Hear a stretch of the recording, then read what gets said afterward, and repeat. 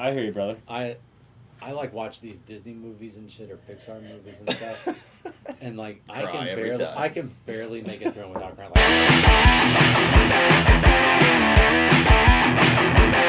Hello and welcome to Mastering Mediocrity Music Reviews. I'm Jeff. I'm Ben. I'm Mark. That was really fast. You're really fast. That's what Kim tells me. And we are here today, as usual, to review, scrutinize, and potentially celebrate the album by Sturgill Simpson. Sturgill Simpson, the Ballad of Dude. And Juanita. And Mark, I believe this was your pick. Second album that we will be reviewing. I know, and I feel like we've reached critical acclaim levels with the previous one. What was the first one? But then it's like Sound and Fury right Boom. above you. Sound and Fury. Oh, no, you know what? The one that has a decent amount of views is not Sound and Fury. It's actually... Sabaton. Sabaton has a good one. Sabaton has almost 400. But there was another one that's almost to 200, which is pretty good for us. One of the shorts has almost 2,000. Woo! We're pathetic. Some big numbers right there. Ooh, boy, a bunch of bored people on a Thursday. You Let's take these shots. Let's do it. And this is Svedka. It is Svedka. the last of it. Cheers, mates. Cheers, mates.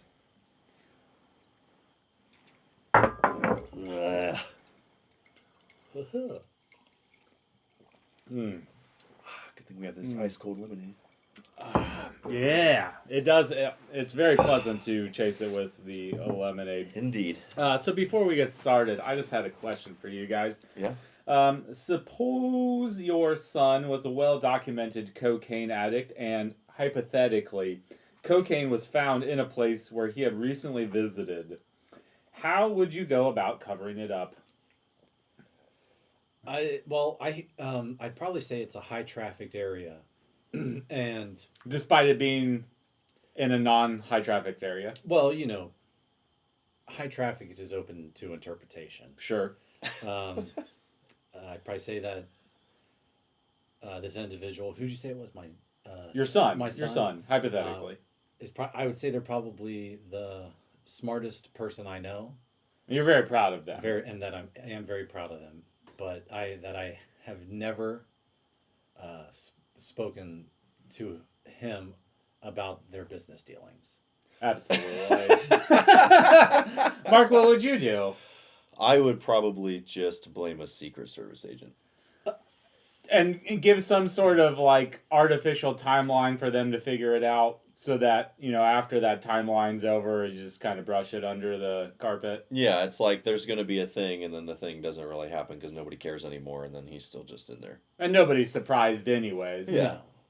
Okay, that's fair. Right, cool. So the news cycle's so fast, you can throw anything out there and then the next time, Trump does something on Truth Social, then that's the next thing. Threads was released or whatever the fucking term is, dropped, the new fucking app by Meta. Mark Zuckerberg.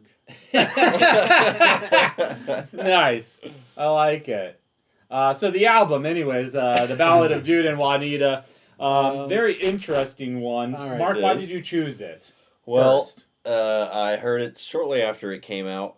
The first song, not the epilogue, but Old Dude Part 1, came up randomly on I think it was a Coulter Wall shuffle on Pandora or Spotify. And I was like, oh, this is good. I was like, oh, it just came out pretty recently. And I listened to it. I was like, man, this is fucking fun.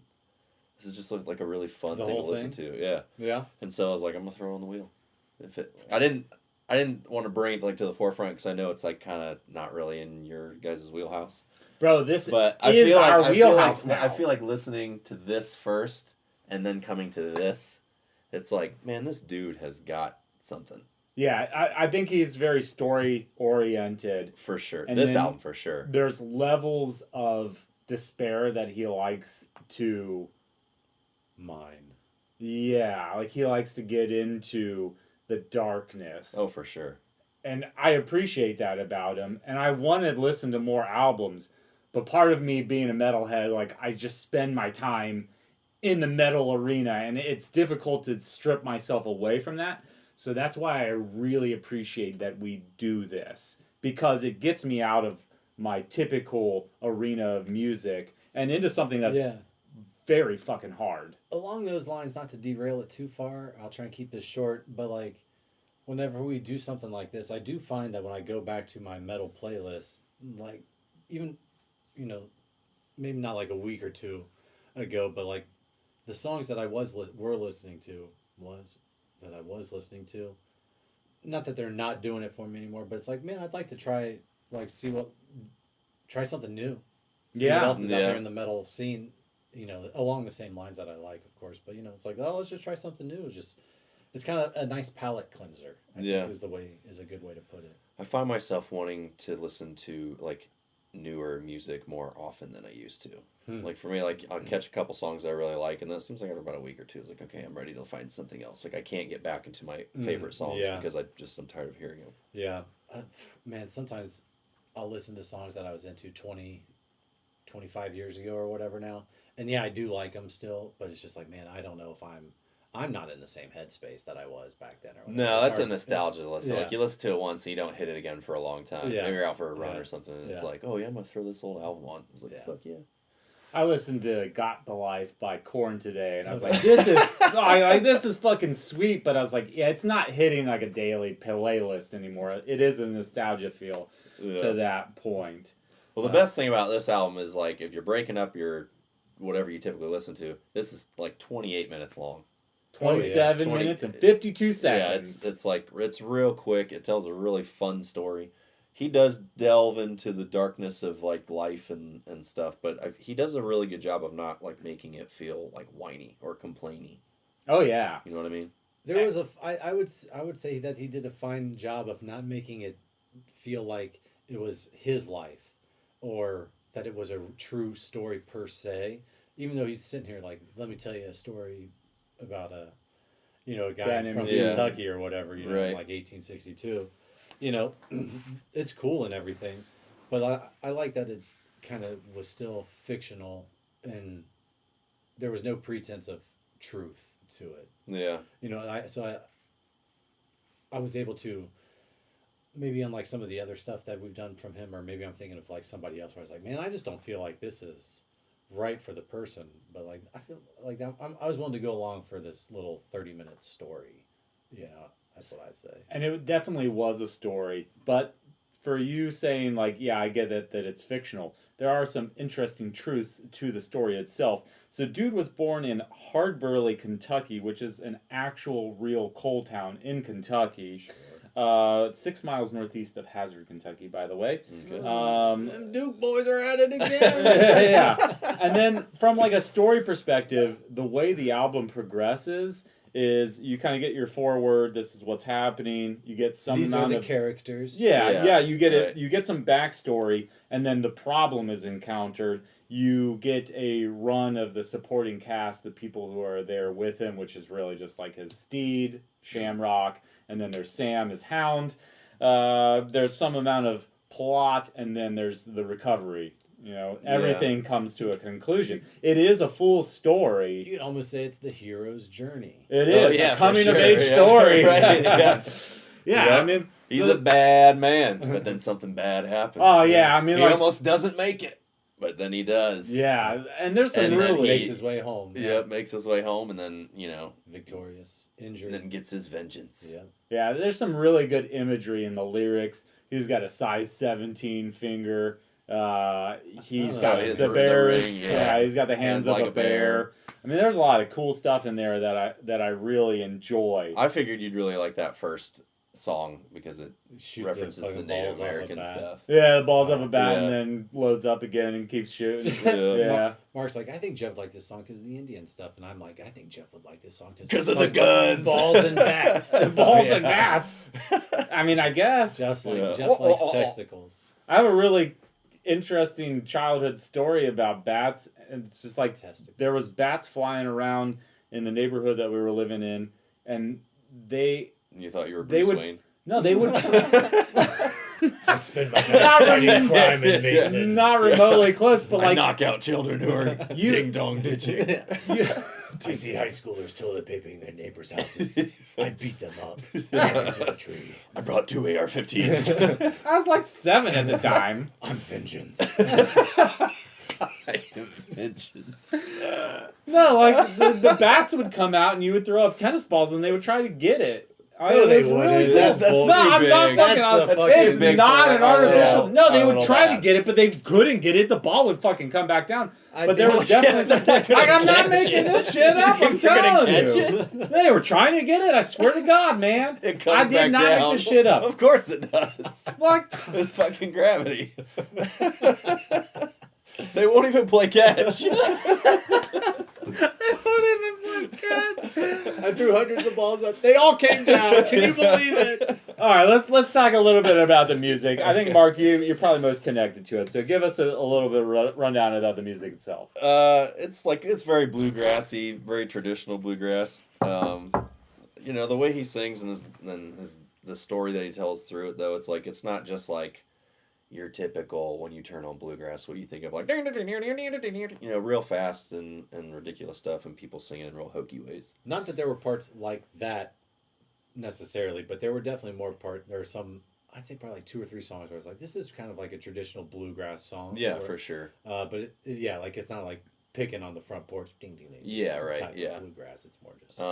The only real drawback to this being such a like story focused start to finish listen is that like it's I have Dude Part 1 and Part 2 on my liked playlist, and that's it. Because you can't. Because like it's hard to like listen to any of those out of order. Jump in a story. Yeah, and, it's got to be like start to finish. Yeah, you know? I feel the same way about Rhapsody. It's like if I'm going to listen to it, it's like I'm either going to listen to the last song that like recaps the entire thing. Yeah, right. And it's 20 minutes long, or I'm going to like listen to 7 songs, like one from each album, and try and pick out the high points from it. But it's just like, oh, I don't have an hour to fucking spend doing this shit. Yeah. But like Sam is a top 5 song, and I totally get that because it's yeah, a dog. It's It's a a top dog. one. Yeah. A top 1 song. Is it Is the it number number 1 one? song right now? Yeah, for me it's number 1. Oh, Well, okay. no, but I'm saying on their his Spotify Okay. list. Like I think it's number 3 or Okay. 4, relatively. Yeah, it's a really short song too. Yeah, it's very It's only short. like a minute and a half or Yeah, so. but I get why it's really- people would like Yeah. gravitate towards that 'cause it's about a dog and you know Yeah. it's last days and like trying to help him out, like being the best boy. Yeah. Yeah, thing. but like It's hard to. so the song before that Really is jerks at the old heartstrings. Oh yeah, speaking no. The first time I heard it, I'm like, wait, what's this song about? Yeah. Why am I crying? Okay. So There's 10 onions over there. the song before that is called "Played Out," and It's it about him looking for the dog. Or finding yeah, I the mean aftermath the of second dog. half of the song is about where is Sam? Oh, there's lying on the ground. His palms are fucking ripped apart. He's got Yeah. thorns all over Question: him. I didn't look the lyrics up, so maybe he says it, but I didn't quite catch what happens to Sam. Is he like killed by an? No, No, he's he just done. he did so much work for so long that he like died from exhaustion. Yeah, because he's the one sniffing out the trail. Yeah, Sure, so like, it's yeah. like his paws are all worn off. And, I wasn't sure if he just like got attacked by a wild animal and I just like missed it. Or... Nah, No. man. I looked up the lyrics really early on, and I shouldn't have because having read them and then like listening to the song, there's not ever since I read the lyrics, there's not been a single time where that song's been played where I don't tear up. Sam. Like I haven't released tears, but like I'm just like, dude, yeah, gives you this I'd say dog, something and then same you add season. Sam on it too. It's I'm like, the same way. man, it's like this dog went through everything for its owner Yeah. and just gave its all, and it's like that's just like more than you can ever ask for from an animal. It gets me, and this album gets me for sure. But I have a really big caveat to the storyline, and that it just resolves itself. Oh yeah. Well, yeah. But it's not the way you want it to happen. Like, all right, so What do you mean? What do you mean? The fucking hero leaves home to find his lost love, who's been kidnapped. yes, He's been injured by the fucking bandit. yeah, He goes on a fucking hero's journey, yes, meets fucking people that helps him along his way. but He experiences heart. No, heartbreak, stop heart right there. loss. Stop Hold right on, there. Hold on. Yeah. Hold on. He experiences heart loss and heartbreak, losing his dog, and then finding that his wife has been ravaged and so forth, so on and so forth. Yes. But he's able to bring her home, killing the bad guy in the process, and then saving the day. I can't imagine what else you want from Did a you want fucking him hero to- story. Kill him and rescue her as opposed to being given to him from the tribe that helps him. yeah, 100%. Because I mean, he goes through the process of the loss, right, and then he runs into the Cherokee tribe, Sure. and They're like, we have her. Okay. And she was like, he's like, it wasn't her, like, it wasn't his. She wasn't his to give. Trade, yeah. And then, like, he finds her. And, like, I wanted an epic battle. Like, I wanted him to be there. Like, he's fucking dying. No. But he still, like, fights through the bandits. I think there can be heart in this because he finds her, and it just shows that the bad guy, the bandito, is just heartless. She's nothing to him. She was just something to, like. But that's not the case, because in in the next song, he wants to be found because he wants to get Juanita again. Yeah. And so, like, That's I don't get that. That's like my big thing, like, or epilogue or whatever it is. Yeah, because in Old Dude Part 2 or whatever, at the very end, he's like, Seamus wants to be found, so he was easy to find. Yeah. And then the next song, it turns into, like, he sees him at the bar, he's 300 yards out, and then he shoots him off the horse. Right? So I just feel like this album is 27 minutes and 52 seconds. I feel like there was a really fucking dark song that was cut out on purpose. I have to believe, just based off of Sound and Fury, that there was something that was in between those two songs, or something was changed to make it more palatable. Like, I would love to have Sturgill Simpson there and, like, go through his mind on why he ended it so quickly, because he does go through so much. You think Go in Peace, there was a different song that was going to be there, and Old Dude Part 2 wasn't there. It was... It just ended up being too easy for what he had to endure. You know what, though? Like, Old Dude Part 2 is such a good fucking song. Yeah, it's all good, it's man. Such a great song. I don't know what the alternative that would have sounded like, but, like, I don't know. I thought Part 2 was, like, it's like the same, like, rhythm and stuff as the first song, but it's, like, slowed down a little bit. He doesn't sing with as a much of emotion in that one either, which is kind of weird to me. It's something that I definitely noted. Is Sound of Fury the one that has John Wayne on it? No, that was was that Culture Wall? No, that was the Lebanese blues rock band. Yeah. I can't remember. I can't remember either. Like, I have a brain farting on it. I can't. Sleep We'll with put the it right Bangles. there. I didn't remember Sleep with the Bangles. Lights on. That song was fucking dope. That John Wayne song. So what's your overall? Dude, I really enjoyed score? it, even though I feel like I was pretty contradictory here. I really enjoyed it. I'd probably give this like a 7.5. All on the back of Sam. That's how much I enjoyed that song. Nice. I don't feel the same way about Sam. I liked Played Out and Sam together. Like, I think that's the song for sure. And I'll give you that. Yeah, I mean, but I mean, this is very much a start to finish thing, so it's how it should be listened to. Yeah, so bros, anything that can get me emotional, fucking just like, thank you for making me feel again. so like, for me, I can pull the knife away. I can put the toaster down back on the fucking in my water. My cold plunge. So yeah, like I think I'm with you. I can't give it an 8. 7's too low. 7.5 is right on the dot. Will I continue? Like, will this be added to my playlist? I don't know. I don't think that matters. I think what it was and what it is, that is what matters more. 7.5 is right where it should be. Nice. I think I'd give it an 8. I really liked it, but it's like a listen to it every once in a while kind of thing, because it's such a start to finish. Like, you almost have to put it on. It's not a set of songs. It's an album. Yeah, it's a 27-minute song. Yeah, more or less. I agree. The only one I usually skip is Juanita.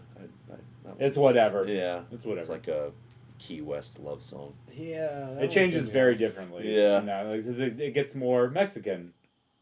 Kinda. Is it Majesty? Shut up.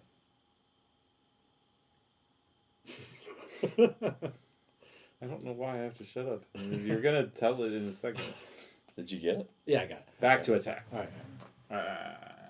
And all right, gang, we're back through the magic of editing.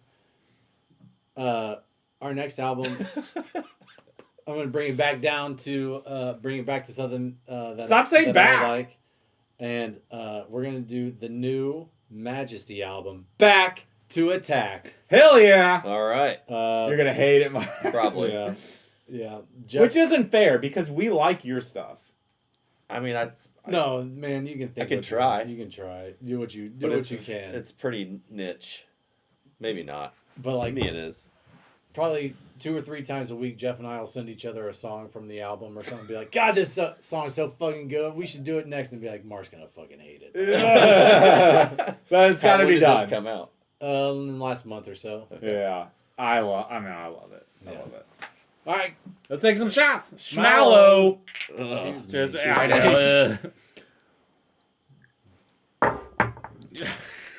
It's so weird. If you liked what you saw here today, please like, subscribe, watch the show, tell your mom, hit the bell. I love you guys.